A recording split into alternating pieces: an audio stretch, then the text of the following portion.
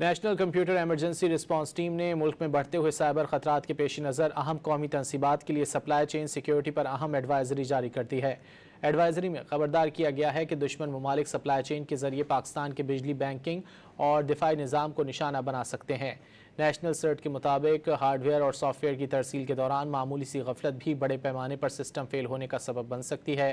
Advisory میں کہا گیا ہے کہ ریاستی سرپرستی میں ہونے والی سائبر جاسوسی اب لاجسٹکس اور مینوفیکچرنگ کے مراحل تک پھیل چکی ہے، جس کے باعث خطرات مزید پیچیدہ ہو گئے ہیں۔ نیشنل سرٹ نے خبردار کیا ہے کہ غیر تصدیق شدہ سافٹ ویئر اپڈیٹس قومی ڈیجیٹل انفراسٹرکچر میں خفیہ بیک ڈور کا باعث بن سکتی ہے۔